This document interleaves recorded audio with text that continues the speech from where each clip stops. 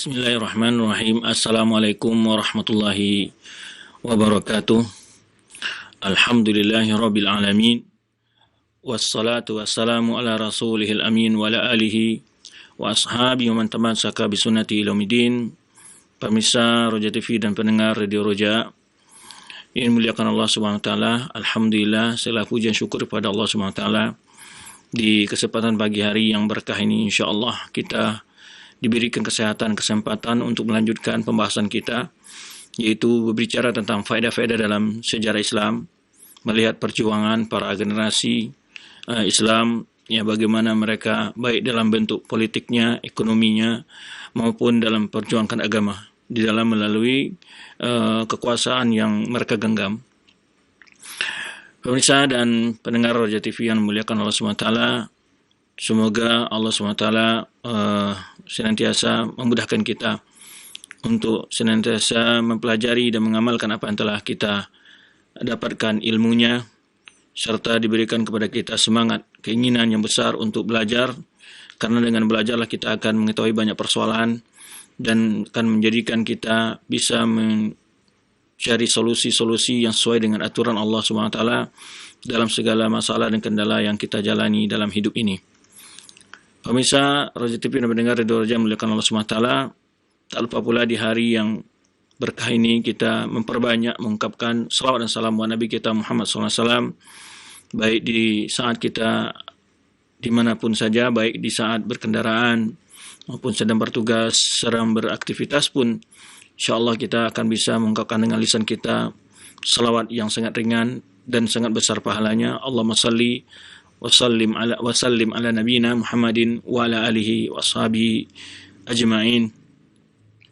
Pemirsa dan pendengar muliakan Allah SWT, setelah pada pertemuan yang lalu kita berbincang tentang bagaimana perkembangan Islam dan perjuangan khalifah yang kelima dari Harun al-Rashid dalam pemerintahnya Khilafah Abbasiyah.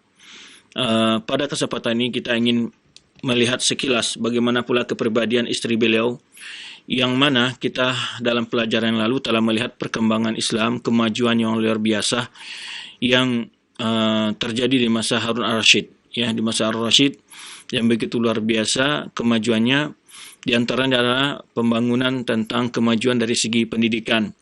Ya, sehingga kota Baghdad menjadi kota pusat pendidikan dan budaya. Dengan berdirinya kekuasaan pusat khilafah di sana dengan tempat yang sangat strategis, baik dari sisi cuaca maupun strategi geografisnya yang sangat mudah dijangkau dari berbagai arah kota-kota besar dari saat itu, kota-kota Islam saat itu.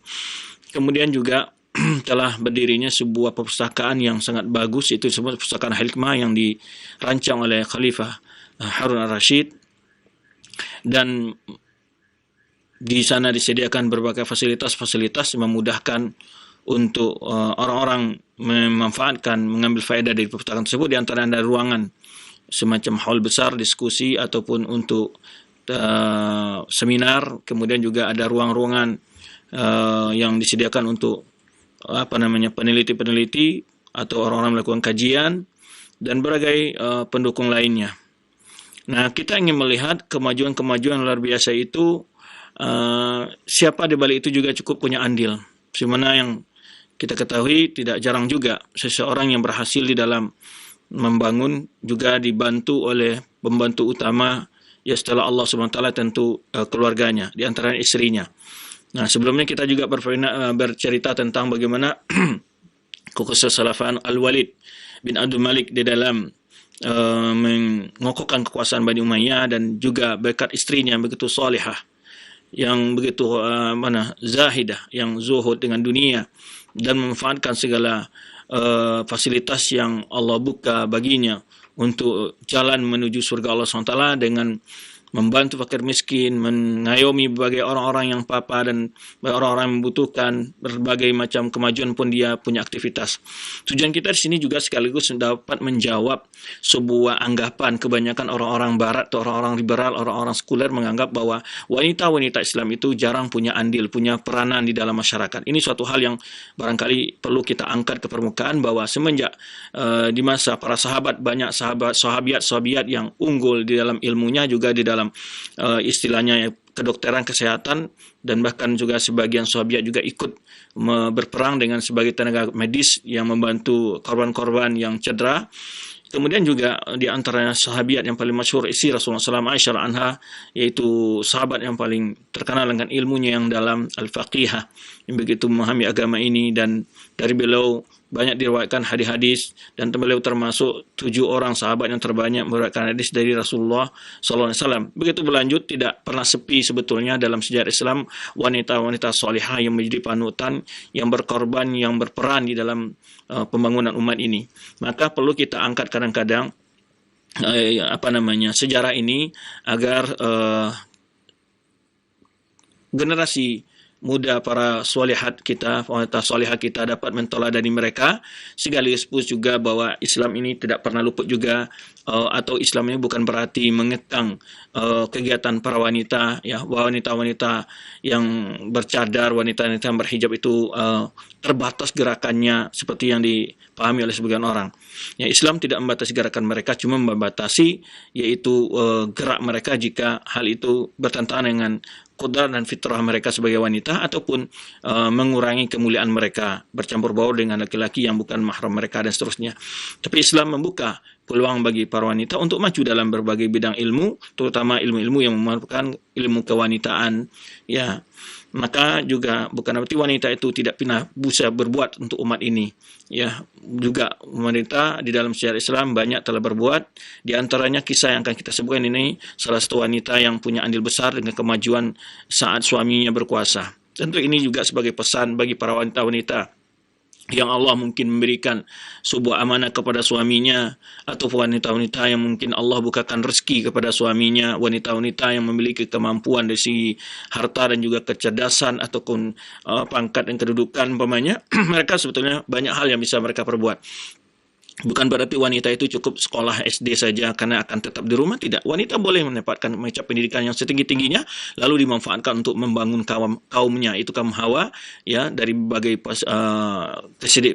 keahlian, baik hal-hal yang berkenaan dengan pendidikan anak di dalam rumah tangga, pelayanan manage rumah tangga yang nyaman bagi suami, dan seterusnya. Banyak perkara, dan juga menciptakan berbagai pendidikan di tengah masyarakat, pelayanan sosial bagi masyarakat. Banyak hal yang bisa dilakukan oleh para wanita muslimah. Kita akan coba melihat sekilas tentang sejarah atau kepribadian Zubaidah, yaitu istri dari Khalifah Harun al-Rashid yang terkenal, ya. Baik, kita mulai dari biografi beliau. Nama beliau adalah Al-Amirah. Al-Amirah itu adalah pemaisuri, ya, bahasa kitanya, istri dari seorang raja atau khalifah. Kunyanya Ummu Ja'far, Zubaidah binti Ja'far, ya, bin Abu Ja'far al-Mansur. Jadi ayahnya Zubaidah ini adalah Ja'far, anak dari Abu Ja'far al-Mansur yang khalifah yang kedua yang berkuasa setelah saudaranya itu Abul Abbas as-Saffah. Nah, dia ini adalah Quraisyiyah asli, keturunan Al-Bait, ya, dan keturunan Al-Bait, bapak dan juga ibunya, orang tuanya, ya, kedua orang tuanya. Jadi Hashimiyah, ya, Zubaidah ini, karena dia juga cucu daripada seorang khalifah, dan juga dia suaminya juga khalifah. Baik. Di sini dijelaskan beliau, ya, Al-Abbasiyah, Al-Hashimiyah, Al-Quraisyiyah. Jadi Al-Abbasiyah adalah nisbah karena keturunan dari Abbas, ya, ini bin Abdul Muttalib. Hashimiyah adalah dari Bani Hashim, ya. Al-Quraisyiyah adalah dari Quraisy. Baik.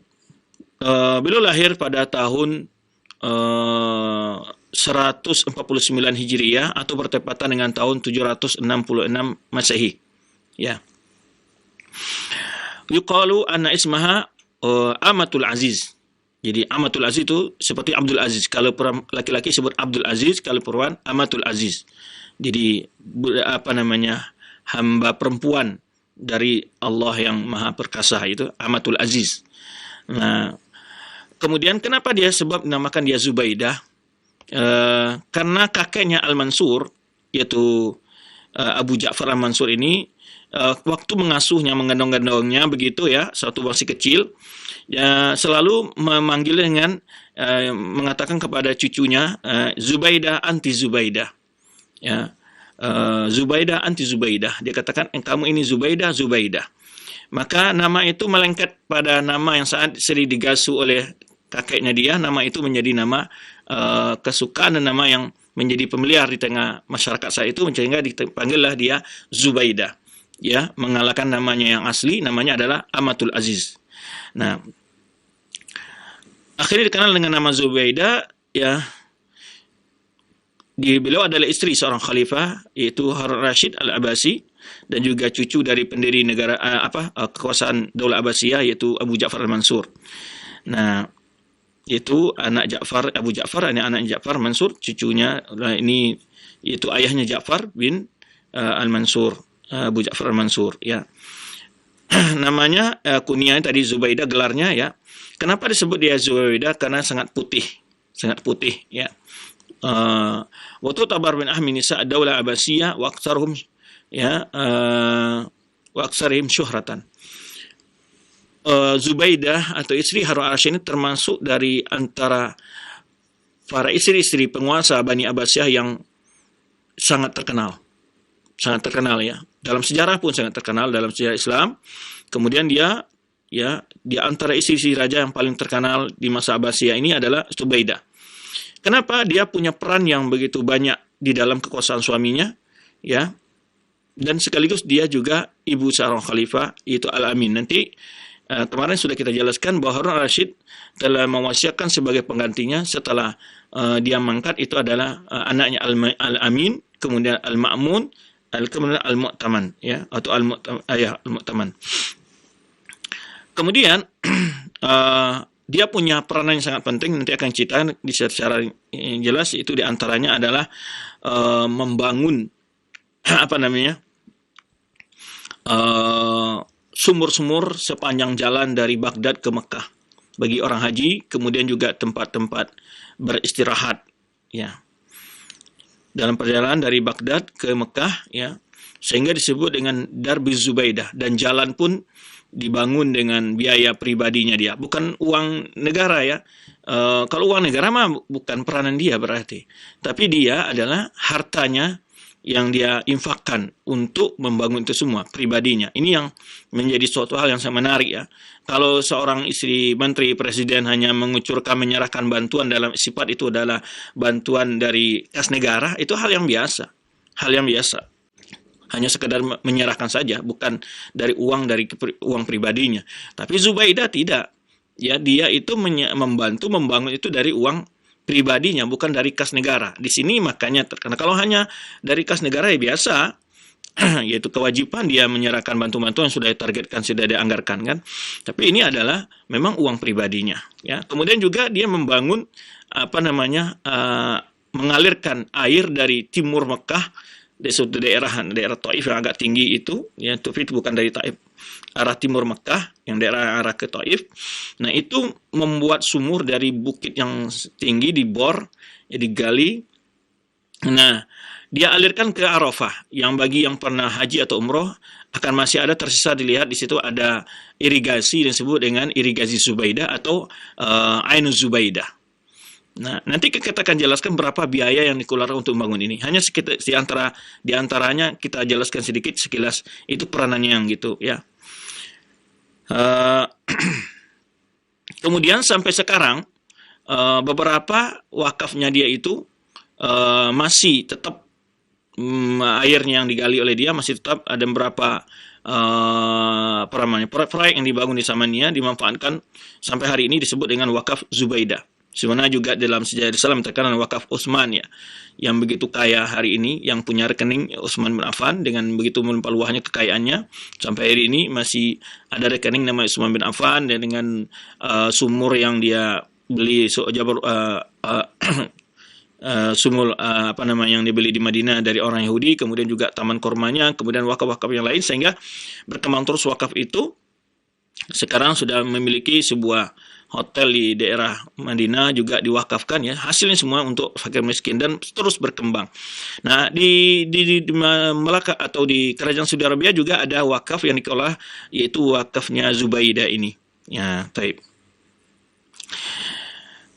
Sedikit kita jelaskan peranan-peranannya. Setelah sebelumnya kita menyebutkan di mana Islam sangat luas perkembangan di masa Al-Umawi dari sampai Asbaniyah, yaitu Spanyol, kemudian mendekati ke Cina, arah timur ya, ke barat sampai Spanyol, ke timur sampai ke arah mendekati Cina. Nah, ketika masa Abbasiyah, ya, tinggal melanjutkan itu mengambil memperbarui berbagai hal, ya, lebih meningkatkan kemajuannya dari yang biasa ya, baik dari hasil pertanian, ya, hanya tinggal memetik buah ya, yang dilanjutkan, yang melanjutkan apa yang telah dirintis oleh Bani Umayyah atau Khalifah Umayyah sebelumnya.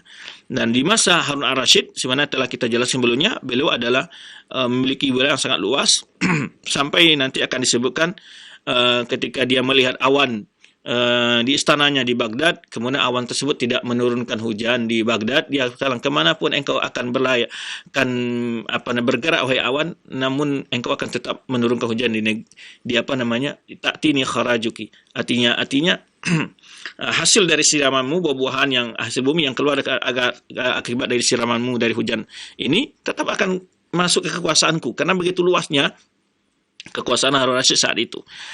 Nah, ini lambangnya bagaimana kemajuan ya. Dan kita sudah menjelaskan sebelumnya mana Harun al-Rashid 1 tahun istirahat perang, dia berhaji, 1 tahun dia perang untuk mempertahankan memeluas kekuasaan Islam.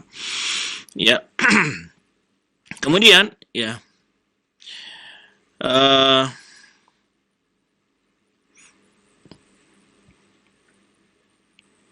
ini disebutkan ketika suatu kali Harun al-Rashid keluar dari istananya, dia melihat ke awan yang sedang berjalan gitu ya, mutawakkian antajuda bil ghais ya, berharap awan itu akan menurunkan hujan di kota Baghdad itu yang sedang dilihatnya. Wa inna ma amarat duna antumtir, ketika hanya lewat saja awan itu, Harun al-Rashid berkata, khatabaha biqauli, berkata, amtiri haitsu syi'ti, silakan engkau turun di mana saja hai hujan, fa inna kharajaki sa'udu ilayya, ya, hasil dari siraman bumi yang ditumbuh akibat siramanmu akan datang juga ke aku. Jadi maksudnya begitu luas kekuasaannya. Walim Khalifah Harun al-Rashid insan adiyan. Jadi Harun al-Rashid bukan, ini maksudnya manusia yang biasa, tapi dia mempunyai beberapa keahlian yang luar biasa, terutama juga kesolehan yang telah pernah kita jelaskan sebelumnya. Wa kasyahara bi ghazawati lirum wa bulughi abwab al-Qasani, mana dia memiliki ketegasan melawan kekuasaan Romawi ya, dan sampai kepada pintu pagar dari kekuasaan Romawi, yaitu Konstantin, hatta wa huwa hakim li muqatta'at al-gharbiyah, dialah yang berkuasa menguasai bagai wilayah di sebelah barat ya. Sebelum dia diangkat menjadi ayahnya sebagai putra mahkota, Harun al-Rashid sudah memiliki kepribadian yang berani, yang tangkas di dalam berkuasa, itu dalam memimpin sebuah kekuasaan. Kemudian tidak diragukan bahwa suatu peribahasa menyebutkan wara'i kulli rajulin 'azimin imra'atun.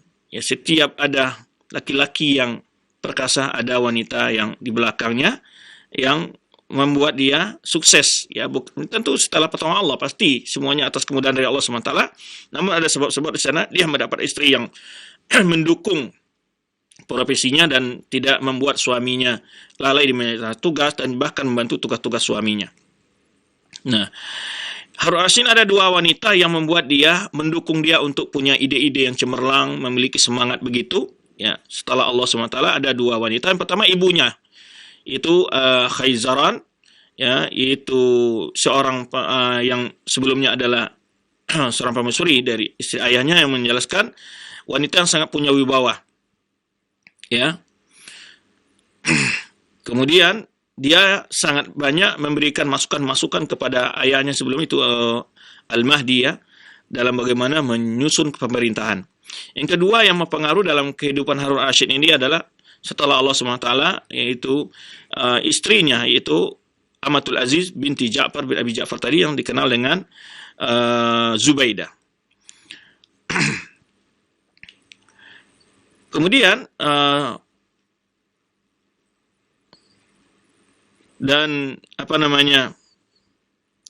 ibnatu ammi, ini Zubaidah ini anak dari pamannya, dan ibunya adalah teman akrab ya Saqi Jizan binti Atha. Tajal isnani fi ahdi Abu Ja'far al-Mahdi walid Harun ar-Rashid. Ini wa kan Zubaidah hasba ma tangkul lana kutubut tarikh Sayyidatun Bari'ah. Para penulis sejarah menjelaskan bahwa Zubaidah ini adalah wanita yang sangat cantik, Bari'atul Jamal. Fatinatul hadis, sangat omongnya bicara yang sangat menarik, ya, sangat memfitnah, suaranya, kemudian cara bicaranya. Bari'atul Jamal yang sangat cantik, kemudian juga pintar di dalam berbicara. Wa razinatul zatil aqlin, dan juga punya akal yang cerdas, ya. Yang wa fasahatin wa balaghatin, ya, juga punya fasaha, berbahasa yang fasih. Bara'ah artinya adalah juga sebagai orang yang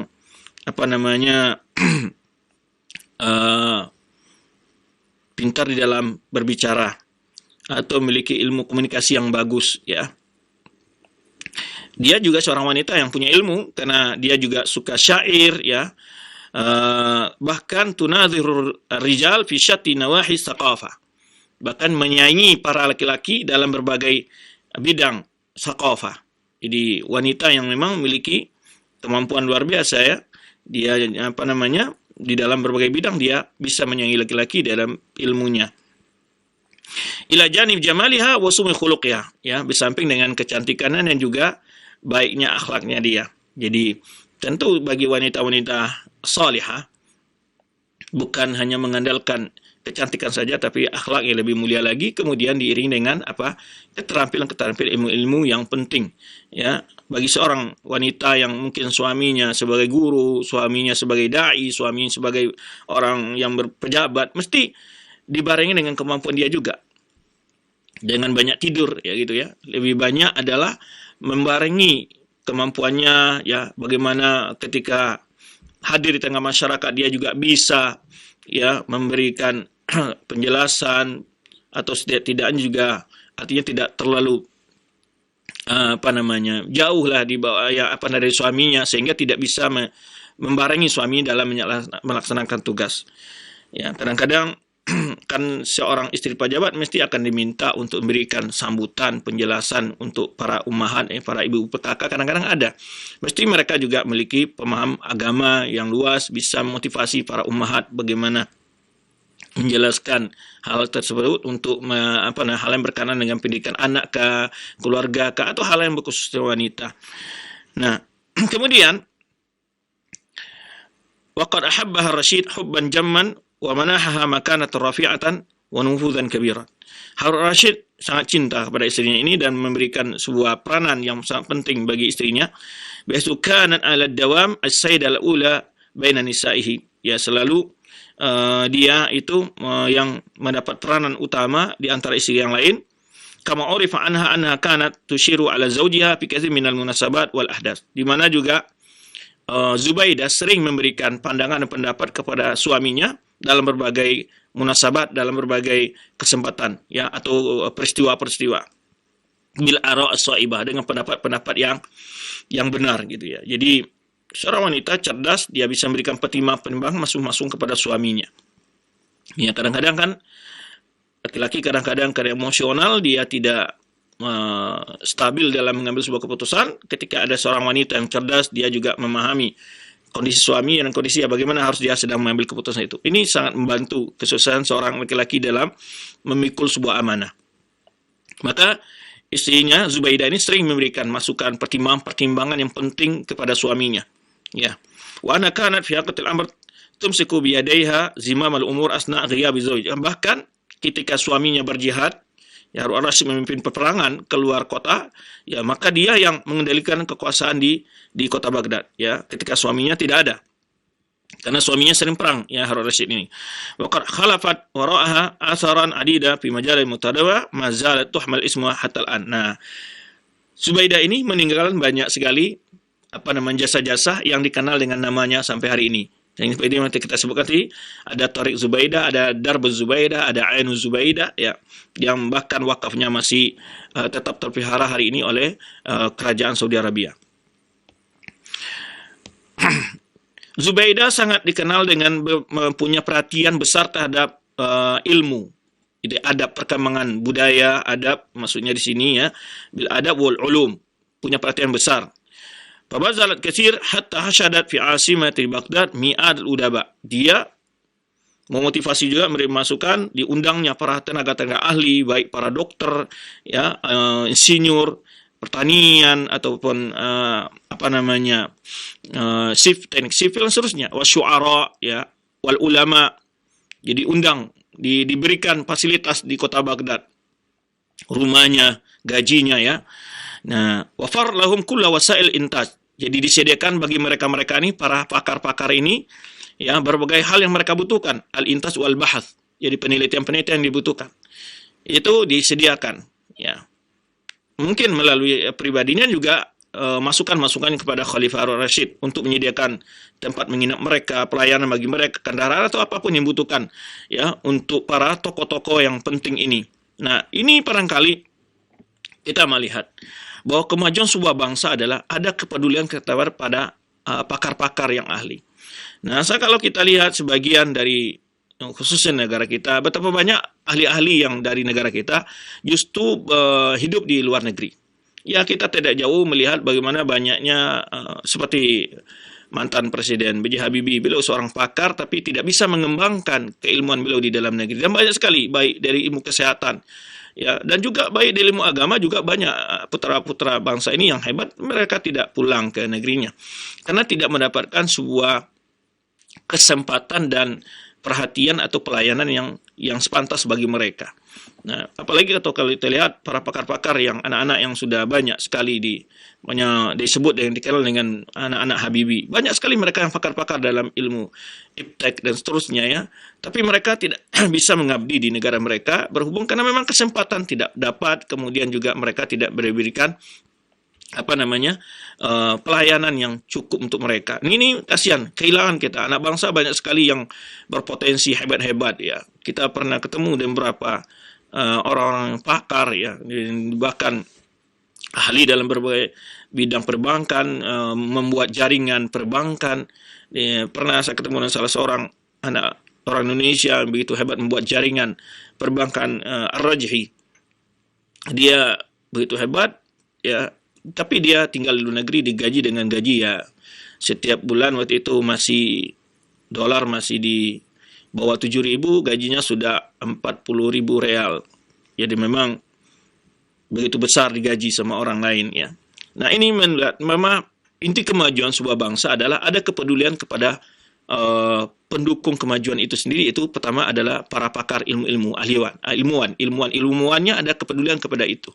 Ini yang perlu barangkali masukan kepada para penguasa kita agar mereka betul-betul memberikan kepedulian kepada ilmuwan. Ilmuwan itu kepedulian diantaranya bukan maksudnya gaji yang cukup saja, tapi adalah kelengkapan dari labor-labor yang mereka butuhkan, ya, perpustakaan, ya, itu yang mereka butuhkan, sehingga mereka dapat melakukan penelitian pengembangan ilmu mereka dari fasilitas itu, ya, baik dalam ilmu kesehatan kah, ilmu pertanian kah, ilmu apapun saja, itu mestinya hal itu dilakukan lebih baik lagi, ya, walaupun mungkin sudah ada, tapi harus dilakukan lebih baik lagi dan mengayomi berbagai pakar-pakar, ahli ilmuwan yang sudah mereka mengambil pengalaman pendidikan di luar negeri, dan ketika mereka pulang ke negerinya dapat mengembangkan ilmu yang telah mereka raih. Nah, satu kemajuan yang diraih oleh Baghdad di masa Harun Rashid ini adalah perhatian kepada itu. Dia mengundang beberapa pakar ahli, bahkan bukan dari kaum muslimin saja, dari non-muslim pun diundang oleh dia, ya, diberikan kesempatan, berikan pelayanan, ya. Wa mutasyara minhum, yang antaranya disebutkan di sini Al-Abbas bin Ahnaf, ya, dan kemudian ada disebutkan Muslim bin Walid, kemudian Abu Atiyah Husain bin Dahak. Ini banyak pakar-pakar yang terkenal ini, baik dari dalam bahasa maupun dalam ilmu nahu, ya. Kemudian Khalil Ahmad adalah seorang pakar bahasa Arab. Sibawahi Al-Akbar, Abu Amr bin Ala, ini wa ulama din, kemudian Abu Hanifah, Imam Auza'i, Imam Malik, ya. Idhafa ila katsir min al-atibba, dan kemudian tambah lagi para ahli-ahli kesehatan, para dokter, ya. Nah, wal mujaddidina fi syatta furu'il ilmi, dan para pembaharu baik dalam bidang cabang ilmu. Subhanallah.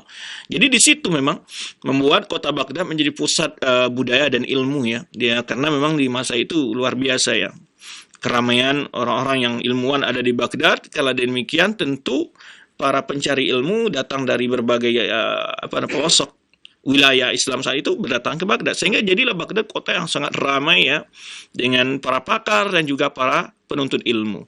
Jadi kita bayangkan betapa indahnya sebuah kota yang diisi oleh para orang ahli ya. Mereka hadir di masjid ya, banyak ketemu orang-orang ahli dalam qiraat, dalam fikih, dalam hadis ya. Kalau apalagi kalau kita baca Tarikh Baghdad itu, yang karang Khatib Baghdadi, betapa ya ribuan ulama yang mampir ke Baghdad ya, dengan adanya pusat keilmuan yang luar biasa itu. Kemudian ya, waqad bazalat fi sabil dzalika amwal ta'ilah, di mana Zubaidah telah mengorbankan biaya yang sangat besar ya, hatta yumkin al-qaulu annaha fatahat abwaba khazainiha, boleh dikatakan bahwa dia telah membuka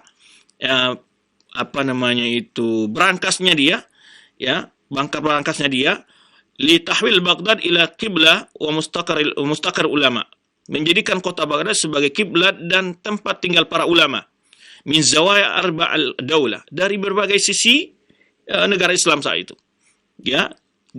Wa min atiba alladziina kanat tashmuluhum bi riayatiha at-tabib Jibril alladhi manahatu ratiban syahriyan. Ini ada namanya dokter yang terkenal namanya Jibril, digaji per bulannya berapa? 50.000 dirham. 50.000 dirham. Saat itu gaji 50.000 dirham. Ya, digaji oleh Zubaidah. Ya, untuk mengundang para pakar datang ke Baghdad. Subhanallah. Wa kanat Zubaidah syarikatan haqiqiyatan li Harun ar-Rasyid. Benar-benar Zubaidah ini ada betul sebagai pendukung utama bagi kekuasaan Ar-Rasyid, ya, teman, maksudnya ini secara manusia ya, bukan yang semuanya atas izin Allah, atas bantuan Allah terhadap Ar-Rasyid, kemudian yang Allah memberikan semua, tapi dari segi sebab bantuan lain dari manusia yang Allah jadikan sebagai sebab mendukungnya. Lakinnaha kanat tura'i 'ala dawam ibraz ar-ra'i as-sawab 'ala annahu ra'il khalifah. Tetapi dia bagaimana dia tidak pernah menampilkan bahwa apa yang dia lakukan itu adalah pendapat pribadinya, tapi selalu melewati khalifah. Ya. Sehingga dia pakasa bidzalika ihtiram wasiqatil hasyiyah. Jadi pun para bawahan daripada menteri atau pejabat bawahan Harun Rasyid pun punya kepercayaan yang luar biasa kepada beliau. Nah, wa min ahdath al-Rizal al-Maghza, ada satu kisah ya, disebutkan di sini, yadul ala husni tasarruf anna Rasyid wa Ja'far ikhtalafa wa huma yatada'ibani. Ada suatu kisah mereka ini antara Harun Rasyid dengan Ummu Ja'far itu saling berlomba dalam satu hal, yaitu dalam permainan faluzat wa luwaizan, ya, nama mainannya ini. Mana yang lebih pintar di antara mereka? Maka dipanggillah Abu Yusuf Qadi. Abu Yusuf ini mazhab Hanafi, adalah muridnya Imam Abu Hanifah.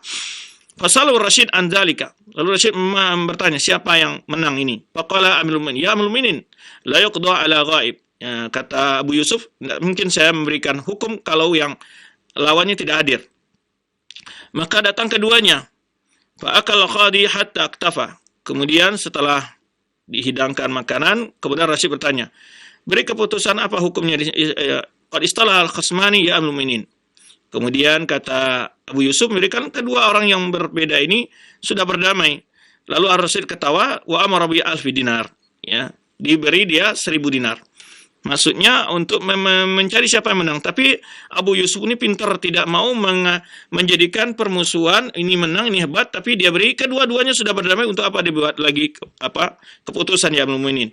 Maka Rasyid ketawa lalu memberikan hadiah kepada Abu Yusuf 1.000 dinar. Jadi 1.000 dinar, bayangkan ya. Lalu Zubaidah tahu hal itu, istrinya, ya. Lalu memberi lagi 1.000 dinar, tapi dikurangi 1 dinar. Untuk apa? Wadzalika tabqa mukrimatan zaujah. Tujuannya adalah agar tetap suaminya lebih hebat dari dia. Jadi dia tidak mau menyayangi suaminya. Walaupun suami ngasih 1.000 dinar, dia bisa ngasih 1.000 dinar, tapi dia kurangi 1 dinar. Supaya apa? Suami tetap lebih mulia kelihatannya. Subhanallah, bagaimana seseorang menjaga kehormatan suaminya di mata masyarakatnya ya. Sehingga dia tidak mau sedikit pun hal-hal yang sepele sebetulnya. Kan tidak bermasalah sebetulnya jika seorang istri memberi hadiah 1.000 dinar, ini juga 1.000 dinar, hal yang biasa. Tapi bagaimana dia menjaga kehormatan seorang suaminya yang dihargai oleh orang banyak, yang dihargai oleh bawahannya, tetap menjadi orang yang hebat di mata bawahannya, dia tetap mengurangi pemberiannya daripada suaminya, dikurangi 1 dinar. Jadi 999 dinar. Ini suatu cerita yang digambarkan bentuk bagaimana ketika dia memberikan pendapat kepada suaminya, dia tidak pernah memunculkan pendapat itu adalah pendapat dia, tetapi dia selalu memberikan masukan dan itu keluar dari pendapatnya khalifah sendiri. Nah, ini seorang istri yang cerdas di dalam memberikan masukan kepada suaminya. Wa khalifah, karena suaminya khalifah. Fauqa makramani, karena dia lebih mulia.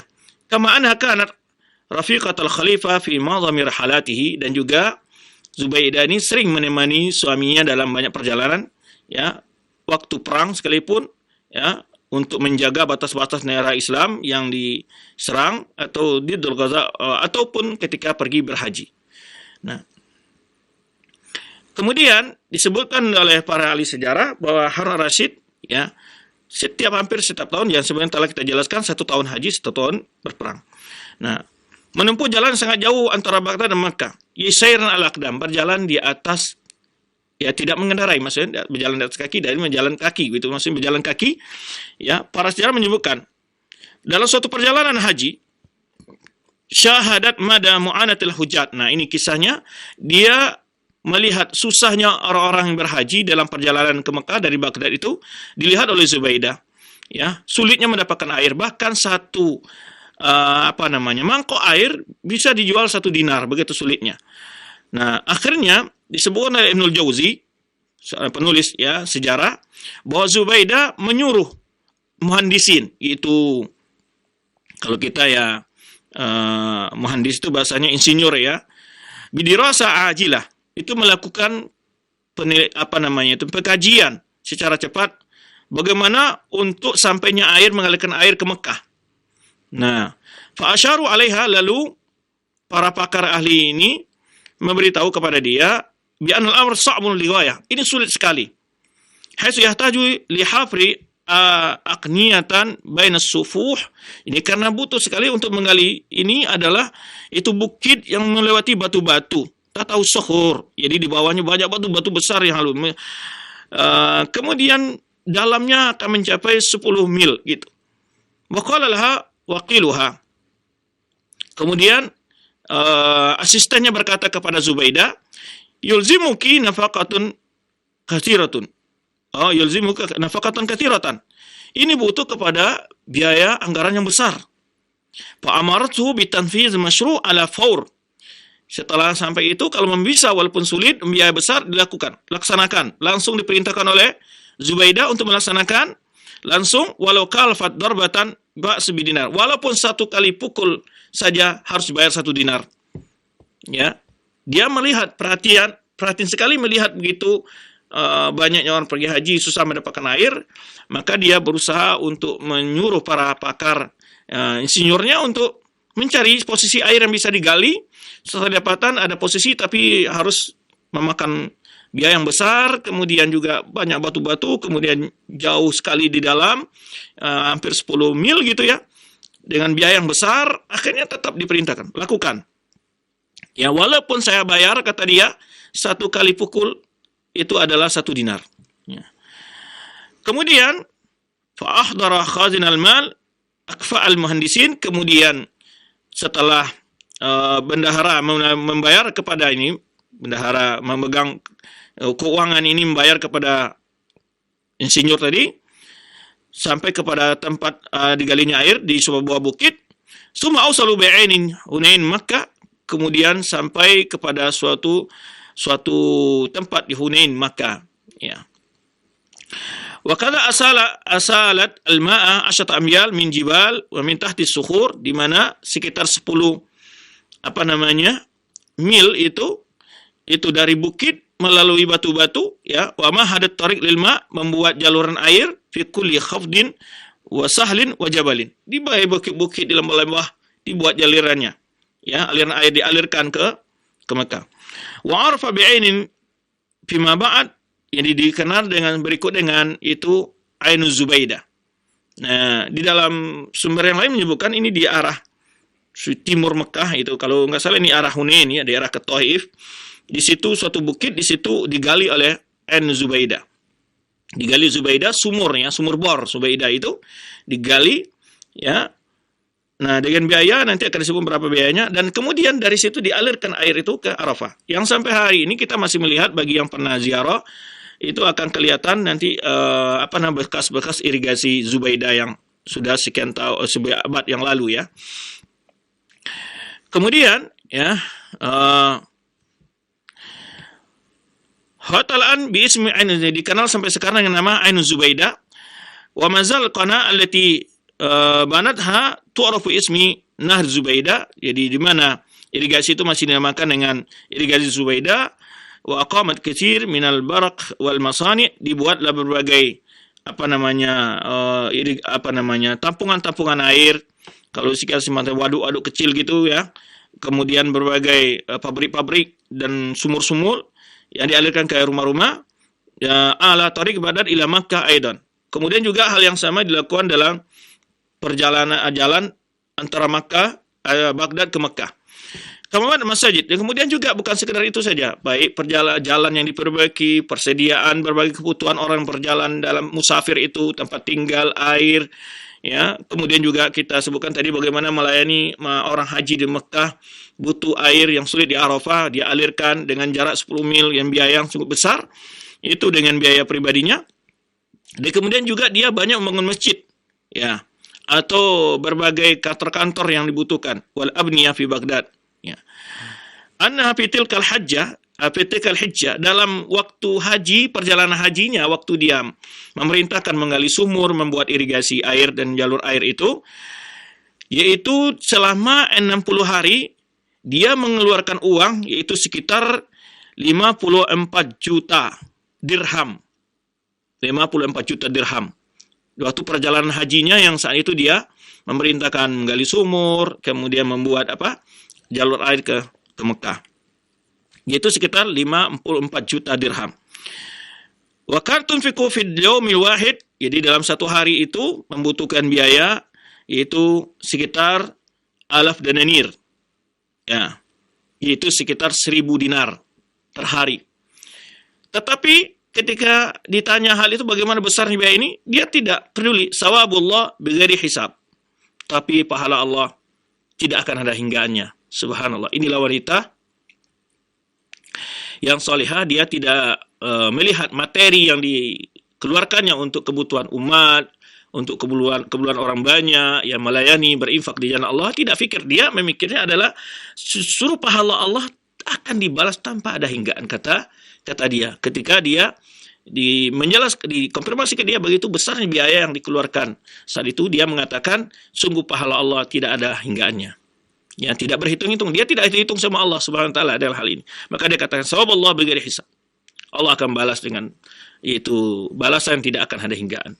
Subhanallah. Inilah kepribadian, ya, wanita salihah, seseorang yang makin dia punya ilmu, ya, dia punya kecerdasan, ya, kemudian juga Allah bukakan baginya rezeki yang luas, sehingga harta yang dia miliki benar-benar dia ya, keistanaan yang dia nikmati di dunia tetap akan dia raih di akhir kelak dengan surga Allah Subhanahu wa taala yang jauh lebih indah dari surga keistanaan yang dia huni di dunia.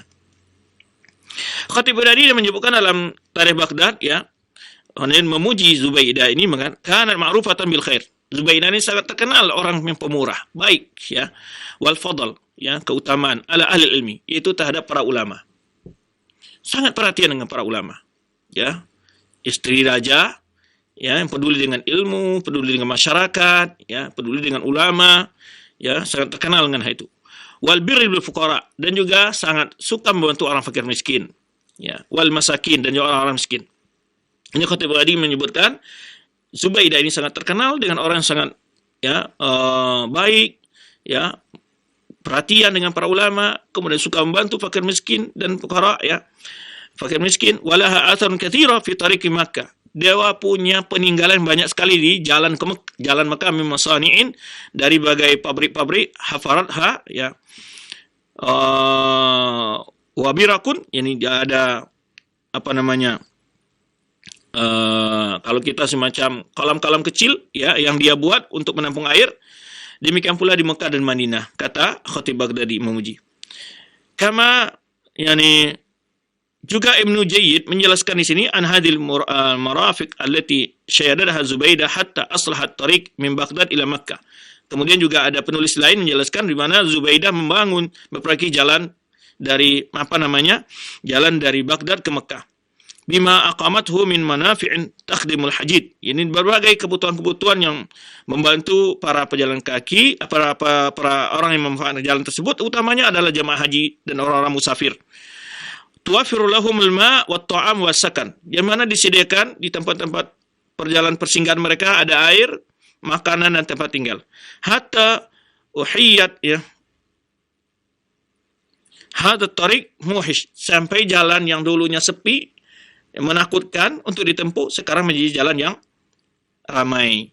Walau ladzalika lakana hadhihi tariq min awhashil masalik. Kalau bukan karena demikian, tentu jalannya akan menjadi jalan yang sangat sepi dan menakutkan, tapi menjadi jalan yang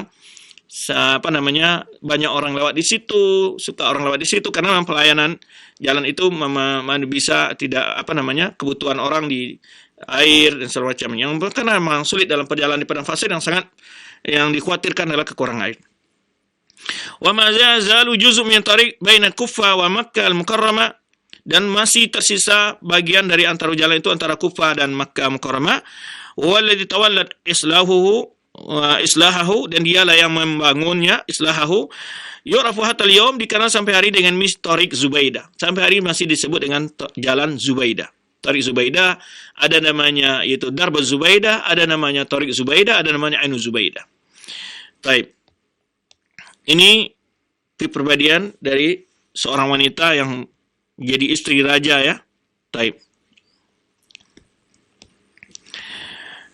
Jadi istri raja. Bagaimana kepribadian Zubaidah ini, ya?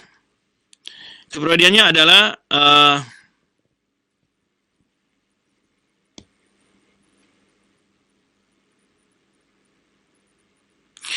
disebutkan di wakana mimma yu'azzizu dhununahum annaha banat ba'da wafati zawjiha qasran ahatathu bihadaik wasi'ah. Setelah Harun al-Rashid meninggal, dia membangun sebuah istana yang dibangun dengan dikelilingi oleh taman-taman. Wastakhdamat mi'at al-katba wal musa'idina alladhina kanat harakatuhum la tanqati wa hum yanquluna rasail minha wa ilaiha. Kemudian di situ adanya penulis dan pembantu-pembantu, kemudian dia punya budak-budak, disebutkan ada 100 kalau nggak salah, yaitu semuanya hafal Quran. Sehingga di dalam istananya itu, ya, tidak banyak sekali terdengar orang-orang selalu membaca Al-Quran. Setiap hari disuruh setiap budak murajaah minimal, kalau disebutkan dalam sumber yang lain itu 10 juz. Dia punya budak banyak, tetapi hafal Quran.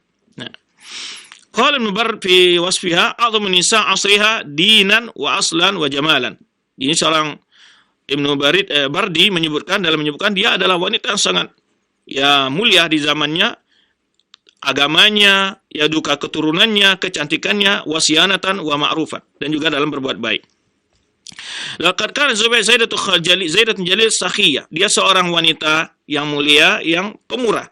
Laha fadlun fil hadara wal umran. Dia punya keutamaan bagaimana kemajuan dalam kebudayaan dan juga pembangunan wal atfi al-udaba, dan juga melayani, ya, memberikan pelayanan kepada para ahli sastra dan atibba, para dokter dan para penyair.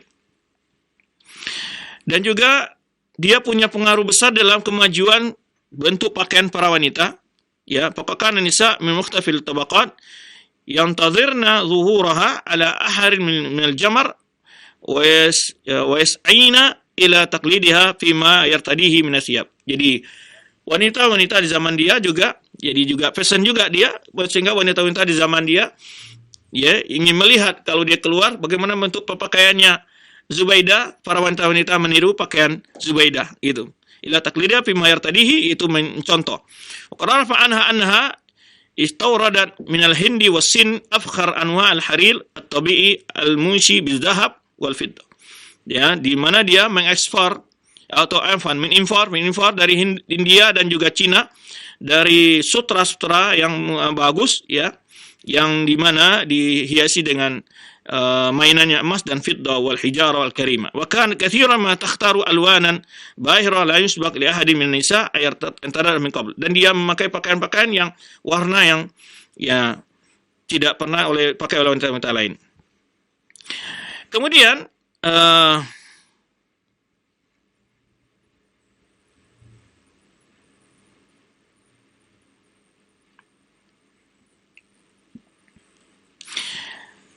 Imam Zahabi juga menjelaskan, ya, menyebutkan keutamaan-utamanya, dan wa kana 'azimatal jah, mempunyai orang wanita yang punya kehormatan yang begitu besar dan juga punya harta yang banyak, laha asarun hamidah, memiliki peninggalan-peninggalan yang terpuji di dalam jalan perjalanan haji dari Baghdad ke Mekah, Tariqul Hajj, wajad wa mansur wa laqab Zubaidah. Ini pengulangan dari penyebutan yang telah kita sebutkan. Kemudian disebutkan disebutkan di sini wa kana al-khidam wal jawari yamlauna qasraha, dia banyak pembantu-pembantu pelayan-pelayan, wa yadhabuna bi risailiha wa kutubiha, yang mereka tugasnya adalah menyampaikan surat-suratnya dan kitab-kitabnya, wa hiya aidan awwalu man ittakhadha al-kibab min al-fidda wal, ini juga disebutkan di sini ya, kemewahan yang dia miliki ya dalam perhiasan istananya. Sebenarnya kita sebutkan tadi, dia punya pembantu pelayan-pelayan, ada sekitar 100 orang di istananya ya, yang masing-masing mereka itu adalah para penghafal Al-Qur'an. Taib. Ainu Zubaidah, ini yang Ainu Zubaidah yang telah kita sebutkan sekilas tadi, yaitu amara bi ijra'is sabil ma al-'azbi min syarqi Makkah ila dakhilha khidmatal hajij wal mu'tamirin, di mana Zubaidah menyuruh mengalirkan air dari timur Mekah sampai ke Arafah untuk pelayanan bagi jemaah haji dan orang umrah, wal ta'arufat bi aini Zubaidah, yang akhirnya dikenal dengan mata air Zubaidah, wastamarat hadil ain taski al-hajj, ya, sementara bisa dimanfaatkan ini aliran air yang dibuat Zubaidah ini sekitar kepada penduduk Mekah ya, sekitar lebih dari 1000 tahun. Usulan ilal ahdil Saudi, sampai pada masa Saudi masih banyak air yang digali sumbernya di masa Zubaidah ini bisa dimanfaatkan oleh masyarakat. Jadi ada lebih dari 1000 tahun. Bayangkan bagaimana pahalanya yang dia dapat dari hanya mengalir sumur yang memang dia infakkan dengan biaya yang tadi disebutkan. Walau sekali pukul untuk menggali itu adalah dibayar 1 dinar ya, tapi tidak berat bagi dia, karena dia mengatakan pahala Allah jauh lebih besar. Dan sampai sekarang masih dimanfaatkan. Ya, coba bayangkan dengan sebuah kebaikan yang Allah buka baginya, ya akan menjadi pahala jariah bagi dia. Kemudian Zubaidah ini berumur 32 tahun ba'da wafati Harun Rashid, utufiyat fi Baghdad pada tahun, dan dia meninggal di Baghdad pada tahun 216 Hijriah, itu sekitar tahun 831 Masehi ya. Dia hidup setelah meninggal suaminya tadi Harun Rashid, dan juga di bawah pemerintahan anaknya Al-Ma'mun ya, Mu'azzaz al-Mukarramah, kama kana fi ahdi abihi, wa kana Ma'mun yu'amiluha mu'amalatan Ini Ma'mun ini menghargai ibunya ini, karena ibunya ibu tiri. Ma'mun ini ibunya bukan Zubaidah, tapi Al-Amin ibunya Zubaidah, tapi dihargai sebagai ibu sendiri oleh Al-Ma'mun. Wa katsiran ma kana yajlau ila masyurata, dan Ma'mun setelah menjadi khalifah, karena setelah Harun Rashid menjadi khalifah adalah anaknya Al-Amin.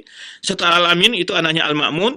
Nah, Al-Amin ini anaknya kandung Zubaidah, sedangkan Al-Ma'mun adalah anak Harun Rashid tapi dari istri yang lain, Nah, kemudian setelah Harun Rashid menjadi khalifah, setelah Ma'mun, ya, anak Harun Rashid juga dari istri yang lain bukan dari Zubaidah menjadi khalifah, itu Al-Ma'mun ini juga tetap menjadikan ibu tirinya sebagai tempat untuk banyak bermusyawarah, ya.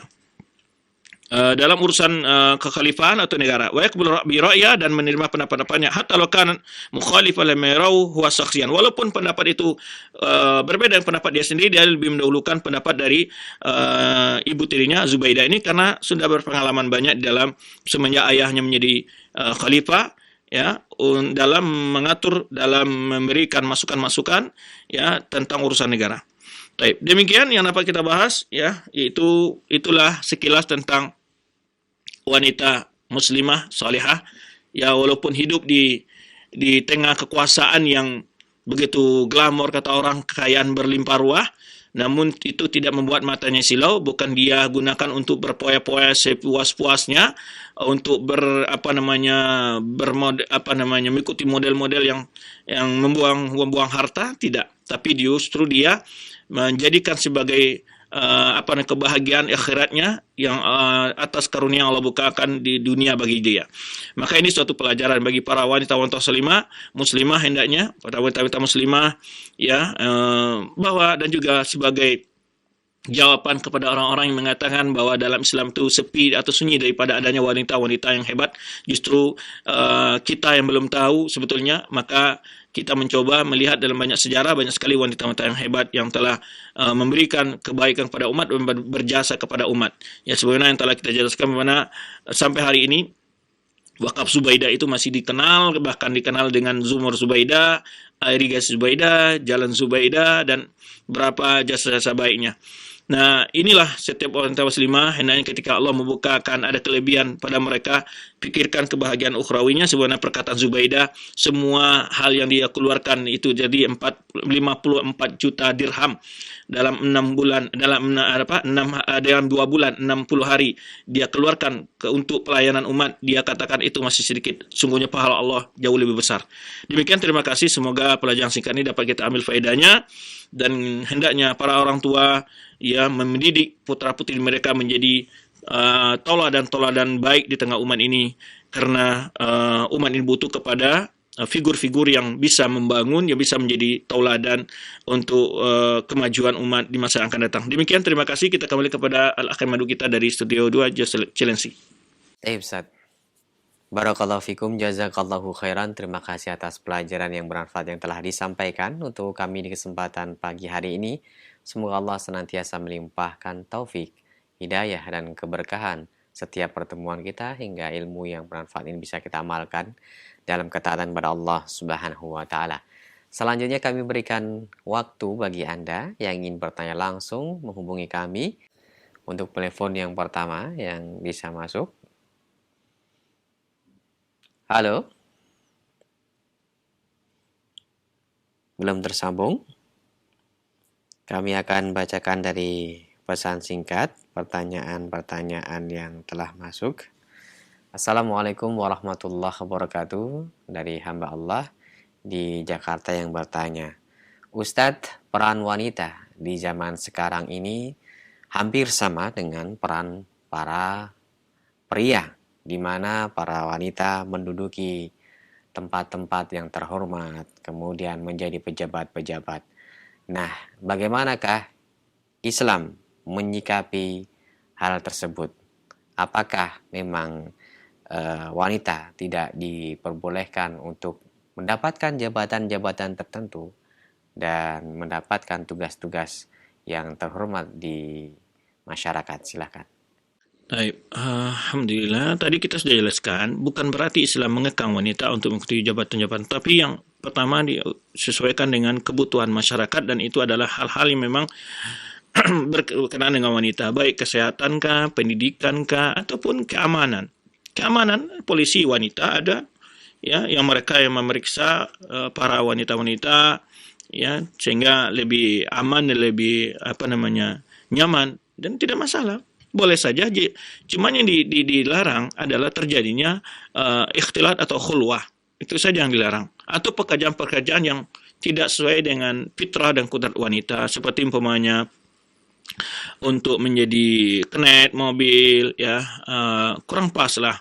Ya, fitrah wanita tidak demikian berteriak-teriak, lari-lari, dan itu rasanya tidak menghormati wanita, pekerjaan-pekerjaan seperti itu. Jadi masih banyak pekerjaan-pekerjaan yang sesuai dengan kewanitaan itu tidak dilarang dalam Islam. Maka Islam, apalagi dalam bidang pendidikan dan kesehatan, itu sangat terbuka luas bagi para wanita. Ya, ataupun dalam keamanan tadi kita katakan, baik di bandara maupun di mana butuh sekarang, yaitu polisi khusus wanita yang memang dialah yang menangani persoalan-persoalan yang berkenaan dengan pemeriksaan terhadap wanita dan hal-hal yang berkenaan yang sensitif, itu hanya berhak dilakukan oleh para wanita. Nah, itu tidak masalah di setiap hal-hal yang butuh sebetulnya. Cuman kalau menjadi umpamanya panglima perang yang ya itu barangkali kurang pas. Ya, tapi kalau dia bagian dari bawah itu, khusus umpamanya bagian kesehatan dalam peperangan ataupun pasukan khusus dengan wanita yang memiliki keahliannya tersendiri dan itu ada pimpinannya wanita, tidak masalah. Hal-hal yang khusus dengan wanita, hal-hal yang khusus dengan wanita itu diperbolehkan saja. Yang dilarang itu adalah terjadinya campur baur dan khulwah, itu saja yang untuk efeknya akan membawa hal yang kurang baik. Ya, efek yang kurang baik dalam menjaga kehormatan wanita sendiri atau kehormatan laki-laki. Ya, tidak jarang lah hal-hal ini sudah diketahui lah, pengaruh dan efeknya semua diketahui oleh semua, apa yang terjadi ketika bercampur baur dan keluarnya laki-laki dan perempuan yang tidak mahram, ini pasti ada hal-hal yang negatif terjadi. Itu yang dijaga. Bukan berarti Islam ingin merendahkan wanita, tidak. Wanita itu ditempatkan tempat yang mulia, di posisi yang yang cocok bagi mereka. Itu sebetulnya yang diinginkan oleh Islam, ya, sehingga mereka tetap sebagai wanita, kodratnya tidak keluar dari kewanitaannya, kemudian juga terposisi yang terhormat dia dan juga terjaganya kehormatan sebagai wanita. Wallahu a'lam bishawab. Barakallahu fikum wa jazakallahu khairan. Terima kasih Ustaz atas jawabannya. Berikut kami bacakan kembali pertanyaan dari hamba Allah di Jelengsi yang bertanya, Ustadz, apakah benar suatu pernyataan bahwasanya di balik atau di belakang seorang laki-laki yang hebat dan sukses ada wanita yang baik dan yang mendukung? Dan apakah ini menjadi tolak ukur bagi kita para wanita muslimah untuk menjadi mendukung suami agar suami menjadi sukses dan berhasil? Silakan.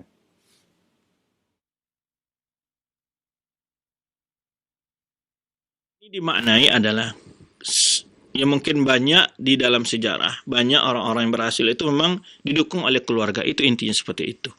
Ya, keluarga mendukung dan juga terutama istri mereka. Itu maksudnya. Yang semuanya kesuksesan diraih oleh siapapun itu atas bantuan Allah Subhanahu wa taala.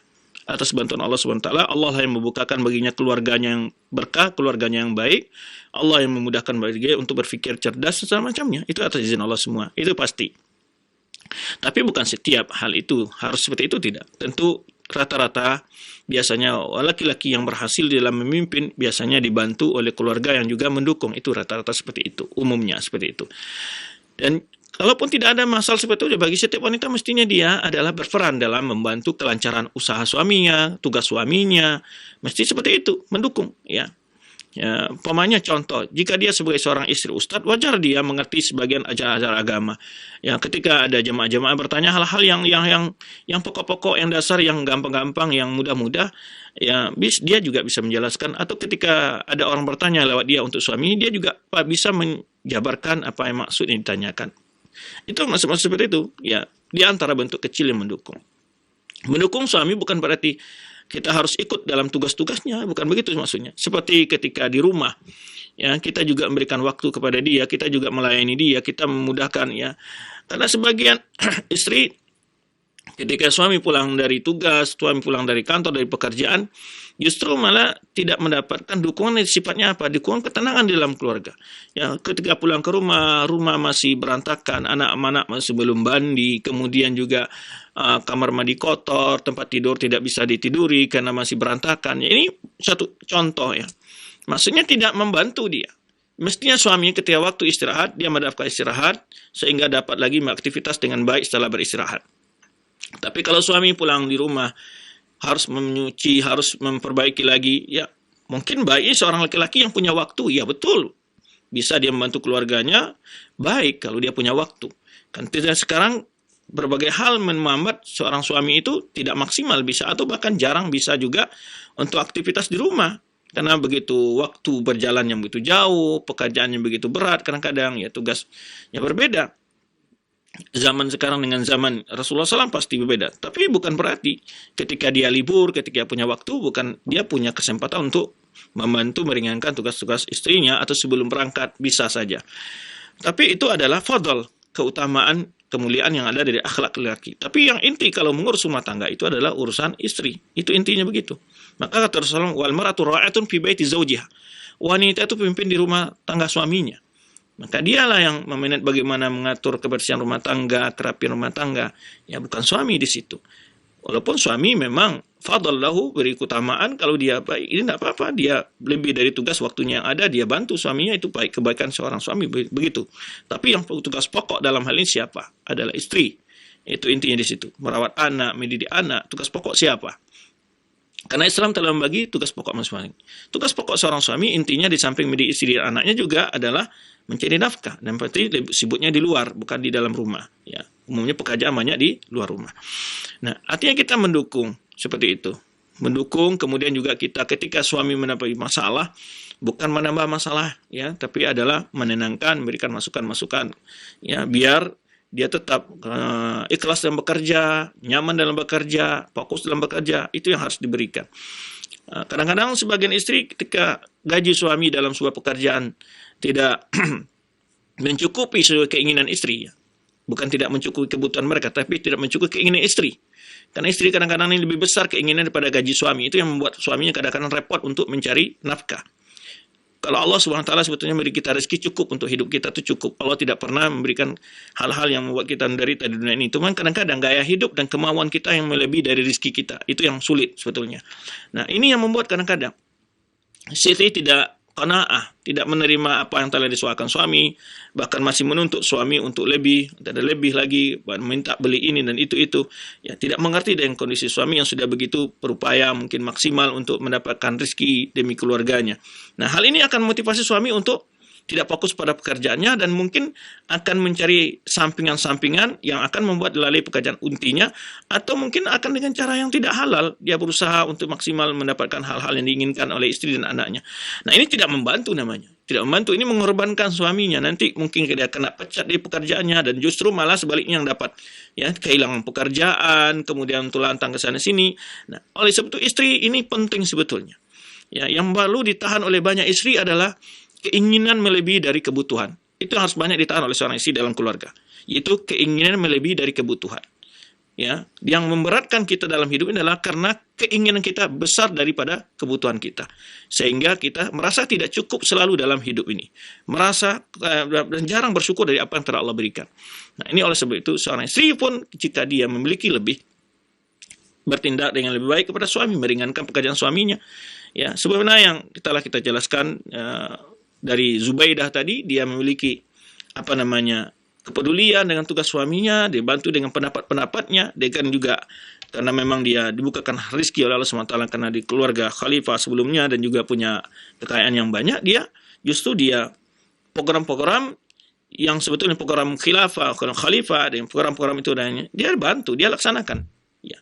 Dan ini bisa buat kita ketika seorang istri ustaz tinggal di komunitas masyarakat, bisa saja umpamanya habis zuhur diajak ibu-ibu sebentar belajar ngaji, Allah hanya setengah jam, ya kan nggak lama-lama. Ya, diajak ibu-ibu tetangga kita untuk belajar ngaji atau walau setengah jam atau sempat jam. Oh, anak-anak tetangga kita banyak banyak hal yang bisa kita lakukan untuk berbuat di tengah masyarakat, ya, bagi wanita-wanita muslimah, apalagi yang sudah mungkin tamat pondok, yang mungkin sudah punya gelar sarjana, manfaatkan ilmu itu di tengah masyarakat. Ya, manfaatkan ilmu itu ke masyarakat, berbuat di tengah masyarakat. Jangan tunggu dulu, ya, karena itu akan menjadi amal jariah kita juga. Ya, amal jariah kita. Jangan tunggu kalau tidak ada gaji, tidak mau gitu. Nah, ini artinya kita berusaha membantu memudahkan tugas-tugas suami. Inilah gambar-gambaran contoh-contoh yang dapat kita paparkan. Wallahu a'lam bishawab. Iya, barakallahu fikum wa jazakallahu khairan. Saya terima kasih atas nasihat yang bermanfaat dari beberapa pertanyaan yang masuk. Selanjutnya kami berikan kesempatan untuk telepon. Halo. Halo, Assalamualaikum. Waalaikumsalam. Dengan siapa? Di mana? Ya, saya Pak Ilham di Sulawesi, Pak. Silakan Pak Ilham, pertanyaannya langsung saja. Ya, saya bertanya, Pak. Itu kalau kita kan bicara masalah wanita ya. Ya, itu kalau misalnya seorang orang tua kita, ibu kita misalnya, dia ingin selalu sholat di masjid, berjamaah di masjid, sedangkan masjid itu agak jauh. Nah, kalau ucapan Rasul kan misalnya perempuan itu tidak diwajibkan, dia dengan laki-laki tidak diwajibkan sholat di masjid. Tapi kita sebagai anak, bagaimana itu misalnya kita lalai untuk mengantar ibu ke masjid, kan ibu kita itu tidak kuat jalan begitu itu. Apakah termasuk itu kita durhaka begitu, Pak? Sekian, Assalamualaikum. Waalaikumsalam warahmatullahi. Silakan, Ustaz. Waalaikumsalam warahmatullahi wabarakatuh. Baik, hukum salat wanita di masjid. Rasulullah menyebutkan afdal salat mar'ah itu di rumahnya. Tetapi juga dalam hadis lain Rasulullah juga la tanawu ima Allah an masajidillah. Juga kalian tidak boleh melarang wanita-wanita Allah ingin salat di masjid. Juga boleh salat di masjid. Karena para sahabat juga salat pada masjid. Seperti hadis-hadis diriwayatkan oleh Aisyah anha tentang bagaimana akhir salat fajar itu adalah fil ghalas. Kemudian wanita-wanita keluar dengan berselimut. Itu menunjukkan para wanita juga sama Rasulullah juga salat di masjid. Kemudian juga hadis yang menyebutkan hendaklah wanita bangkit sebelum laki-laki hendaklah laki-laki bangkit sebelum wanita, ya, untuk wanita lebih bersabar setelah imam takbir. Itu juga petunjuk-petunjuk bagaimana bolehnya wanita salat masjid. Kemudian juga Rasulullah menyebutkan sebaik saf laki-laki di depan, safnya perempuan di belakang. Itu menunjukkan juga wanita boleh salat masjid karena ada hukum-hukumnya. Tapi jika orang tua kita mungkin dia berbeda kadang-kadang suasana ketika dia pengen ke masjid, dia dapat suasana yang beda ketika beribadah di masjid, mungkin lebih khusyuk, kemudian ketemu dengan teman-temannya, ya, mungkin lebih bisa baca Quran. Berbeda-beda suasana kita kadang-kadang, ya, kondisi rumah dan masjid itu kadang-kadang orang lebih nyaman di masjid, kadang-kadang merasakan hal itu. Bagi seorang anak yang berbakti kepada orang tuanya, ya, kita tidak boleh menghambat keinginan orang tua kita untuk pergi ke masjid, boleh saja. Walaupun kita berusaha memberikan pengertian kepada orang tua kita bahwa sholat di rumah bagi seorang wanita itu lebih utama, apalagi terbatasnya waktu anak-anak dia untuk memberikan pelayanan mengantar ke masjid. Tapi seorang anak, jika orang tua meminta mengantar ke masjid, itu sebagai birrul walidaynya, ada dia lakukan. Dia lakukan, ya. Dia lakukan. Maklumlah orang tua dia pengen mungkin lebih sering ke masjid, rasa lebih dekat, mungkin karena memang emosional ketika beribadah di masjid berbeda ketika dari rumah, mungkin berbeda lagi. Ya, di rumah kurang khusyuk karena banyaknya cucu-cucu mengganggu atau suasananya kurang pas. Biasa saja banyak kondisi orang melihat hal seperti itu sehingga orang tua kita lebih nyaman dia bersolat di masjid, ya, lebih khusyuk. Ya, dan juga dia pengen melihat kaum muslimin dan banyak hal yang memotivasi barangkali, maka kita juga sebagai orang berwalidain, anak-anak yang mampu untuk mengantarkan orang tua ke masjid lebih baik diantarkan. Ya, yang mampu, yang punya waktu dan segala macamnya. Itu dilakukan. Itu bagian dari birrul walidain.